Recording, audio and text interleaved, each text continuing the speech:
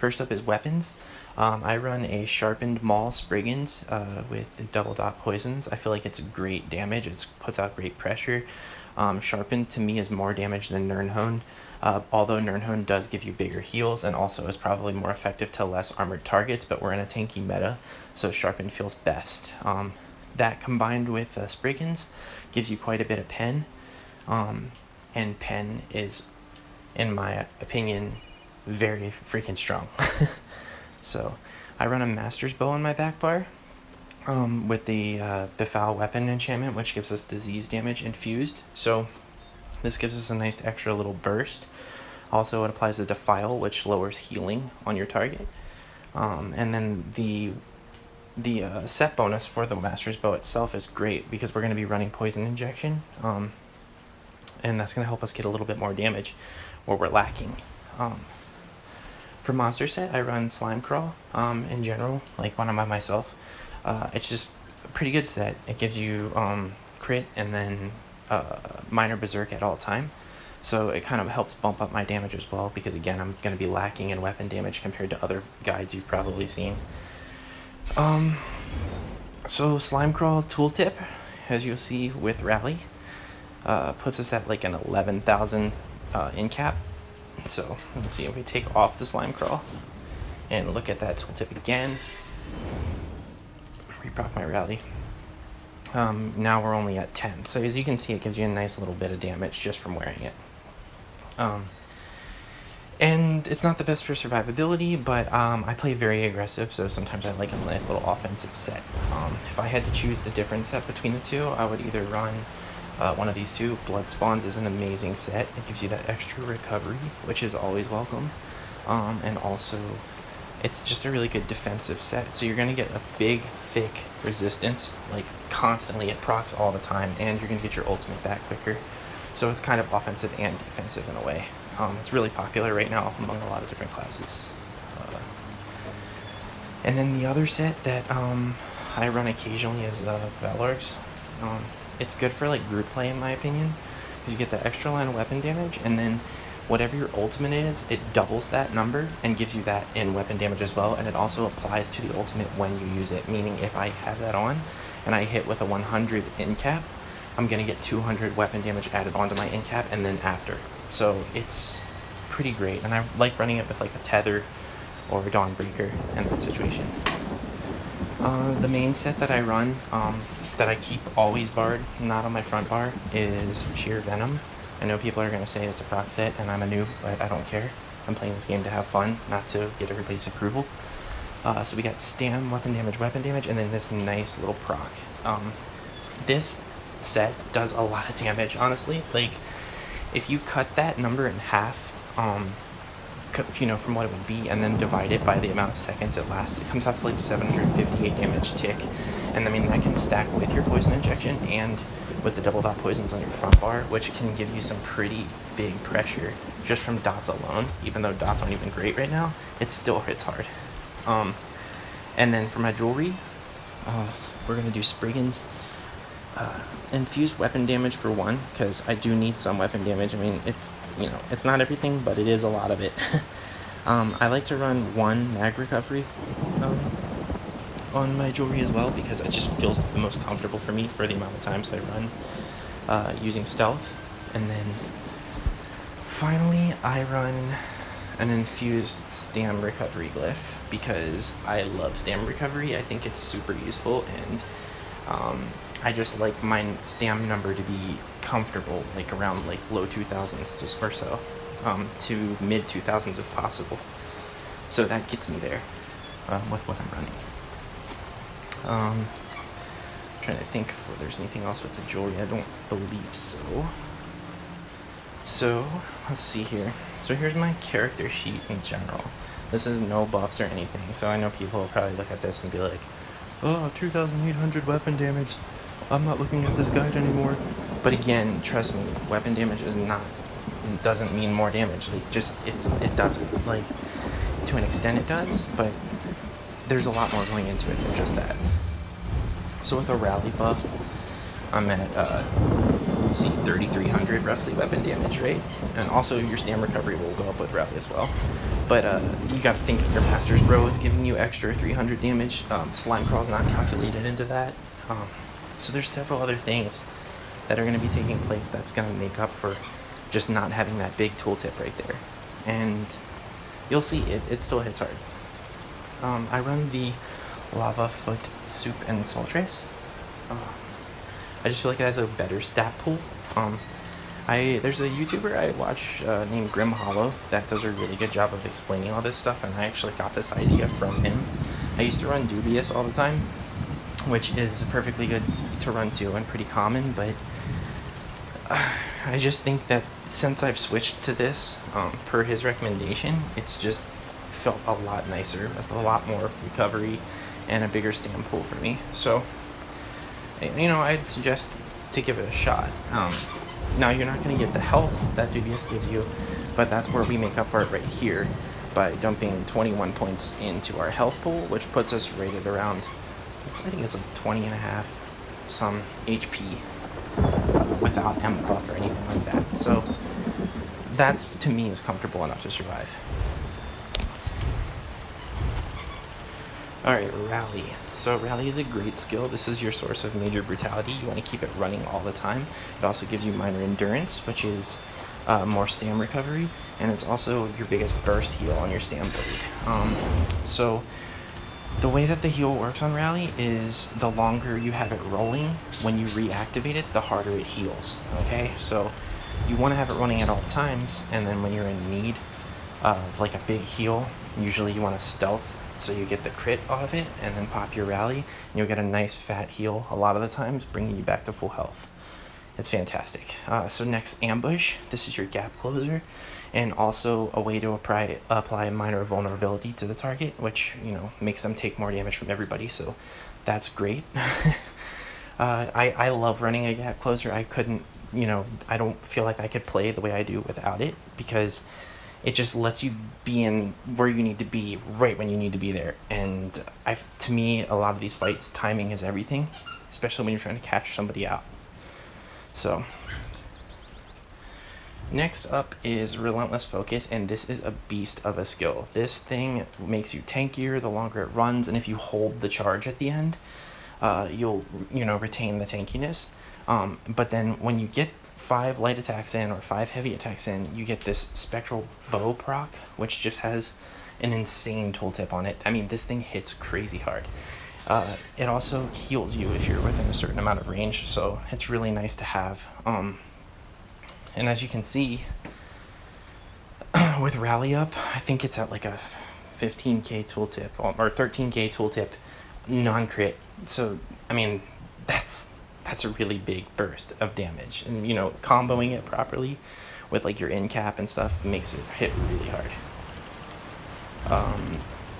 Alright, so Executioner. I like to run an Execute. I just think it looks nice, and it's also helpful for securing kills. Executioner is the more forgiving of the two to choose from, and the way it scales is like the lower their health is, the more percentage harder it hits, basically. So at 0% health, you're hitting 400% harder, basically. It kind of goes down. I prefer this one. It's just, I don't know, I just really like it. Assassination Tree has another called Killer's Blade, which is technically a better execute than Executioner is. It has better passives. It hits harder when they are at 25%. Like, it feels like it reacts better, but I don't like it as much. Alright, so Surprise Attack, this is your spammable. This move hits really hard. You want to usually like light attack and then snap away with it with the Surprise Attack, and you'll be able to see some of that later on. And it also can shred armor if you're hitting from a flank, which means sides, back, anything like that. So you want to be moving around the target when you're using this and try and get advantage of that. Also, it'll proc your Shadow Barrier because it is a Shadow ability, which will make you a little bit tankier. So it's like offense with a little bit of defense sprinkled on. So, when you get in there up and close, it's nice to have because you're going to be hitting them hard and you're going to be making yourself harder to hit. I mean, although it doesn't always feel that way. My ultimate of choice for my front bar is Incapacitating Strike. It hits pretty hard. It gives you a 20% more damage from all of your attacks for 6 seconds after. So if you hit an in cap, that means everything after that for 6 seconds is going to hit 20% more damage. So a good way to combo that is with your spectral bow from your relentless focus, that it hits like a truck. Also, if it's 120 ultimate when you use it, you will silence the enemy for 3 seconds. So that's like the equivalent of a negate, like the Sork ability with the bubble, that you can't use any skills, meaning they can't heal. So if you get somebody halfway down, pop a silence with your in cap, you basically have the fight won, unless they react properly. And then also the passive, just for having it slotted Reeve, is amazing for just to help stack on with your recovery and keep you in the fight longer. And then of course the assassination passives as well are great. So so for my back bar, my first skill in the line here is Vigor. You want to run Resolving Vigor, not Echoing, definitely. And this, for me, is more of like my top off heal. So what I'll do usually is I'll pop a Vigor before a roll dodge, or like I'll pop a Vigor like when I'm like kind of took a little bit of damage but not a whole lot, just to like get myself back topped off. And it's also affected by your weapon damage, so the higher that is, the higher that heals. I feel like mine heals just fine, even with having lower weapon damage. Next in the line is, I believe, Leeching Strikes. So Leeching Strikes is an amazing skill as well. This is going to give you back stamina and health every time you light attack, and you should be light attacking in between every attack if possible. So this is just a really good skill. Like when you reactivate it, it also will give you a burst of stamina based on how long it's activated, similar to how Rally does with the heal. So this combined with Reeve and, you know, other things means you stay in the fight longer. You're healing yourself by being offensive. You're getting back stamina by being offensive. So it's just really nice to have on your bar, and definitely recommend having that in there to keep you in the fight. Next up is the skill that everybody hates, especially people that don't know how to deal with it, which it's actually not that hard to deal with, but, you know, Nightblades get all the hate. So Shadowy Disguise, this is your stealth. If you use this ability, you will be able to crit the next direct damage, I believe, ability. I think it's like 3 seconds, it says it on there. Yeah, so if you stealth, within the next 3 seconds, your next ability will crit every time. This is also your escape mechanism. This is also survivability. This is also a way to place yourself properly in a fight. This is like the bread and butter of the class. I run Reaper's Mark also on my bar. The reason I do this is for the assassination passives, and also because everybody's so tanky. Major Breach, Major Fracture, amazing. Dropping down those resistances makes them drop harder. And then also the reason I run this morph, Reaper's Mark, instead of the one that lets you see in stealth. The stealth one feels buggy to me, and I feel like it already lasts long enough the way it is with Reaper. So the difference is with Reaper, if you're fighting more than one person and you get the kill with it, you get a heal, and then you get Major Berserk, which stacks with your Minor Berserk for Slime Crawl, which means that your next target in your 1vx or your 1v2, 1v3, whatever it is going to take more damage.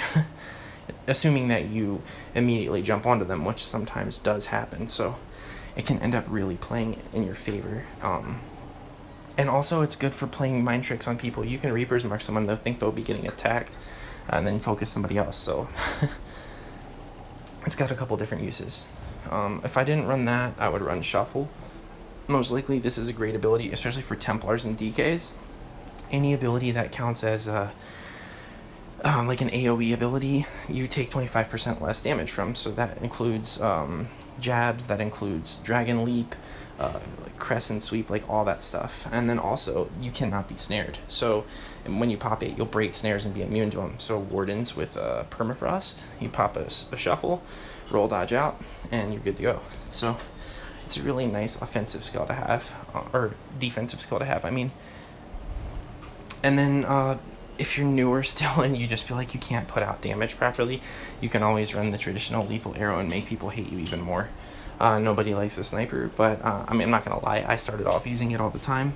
It does put out good damage. It also defiles the target, so it's not a bad ability. It's just kind of buggy and it's really frowned upon by a lot of people, but you know, do you. other people are going to do it to you, so if it's in the game, it's in the game, right?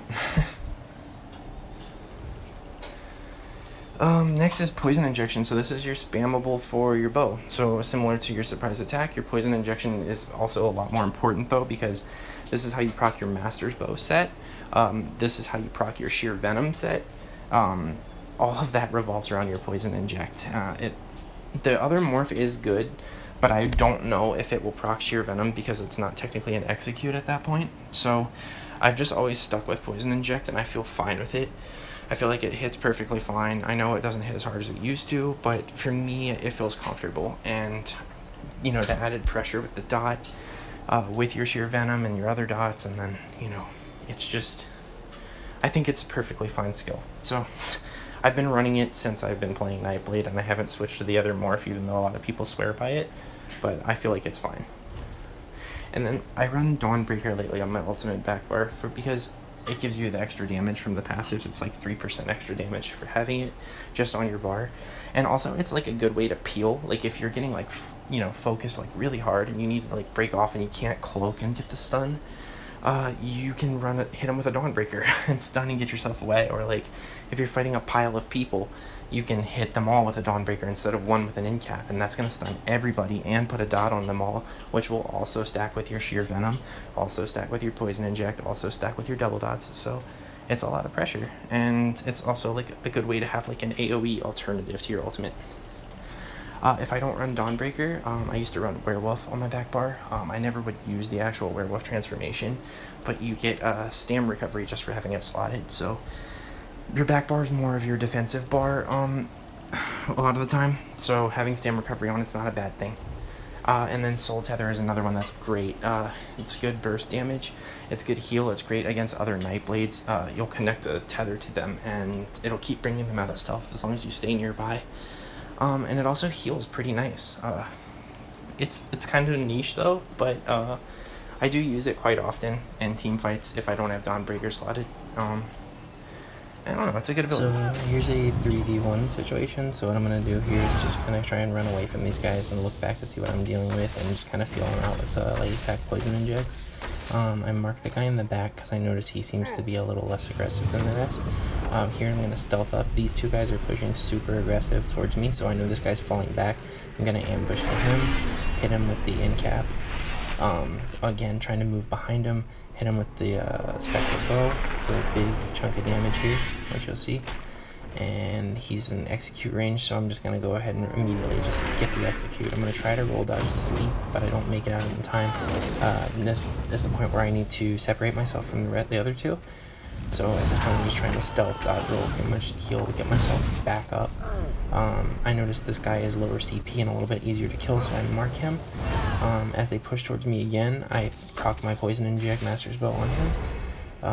And then I'm going to stealth up, hit him with the stun with the surprise attack, and then hit him with the in-cap. Try to ambush to him to close the gap to finish him off. He's going to dodge, or right there I did a quick light attack, surprise attack, but then he's going to dodge my executioner here. But as you can see, he still dies to the poison ticks from the sheer venom. So then all I know is one guy left, so I separate myself again, rebuff up, get my health back, and I get ready to go for this guy. So now I'm going to play kind of aggressive here because it's just a 1v1 at this point, and I just, you know, pretty much want to read them, so I feel pretty confident. So I'm just going to go in and just get this guy the works. I kind of tunnel him here because I feel like I can get the kill, but he keeps kiting, so I'm going to pull off and buff up again, just kind of reset the fight. Right here I stopped to clip before. And I'm going to turn around, put the poison inject back on him, close the gap again, hit him with another in-cap right here, and then at this point I almost have him, but he pops some shields, so I almost die here as well, so I know I need to back off. So what I do is I move over kind of to an area where I don't think he'll know where I'm going, and then I'm going to re-engage again with another light attack poison inject. I'm going to stealth up and try and catch him off guard with surprise attack stun, which I do. Hit him with a light attack surprise attack. It stuns me, so I just roll out of it. I'm going to make it think that I'm going to leave, but instead I'm going to come back in, hit him again, put more pressure on him. At this point, I'm going to move around the tree, and I notice his health is extremely low, and my health is not. So I'm going to go back in for the kill and secure it with the incap and light attack executioner.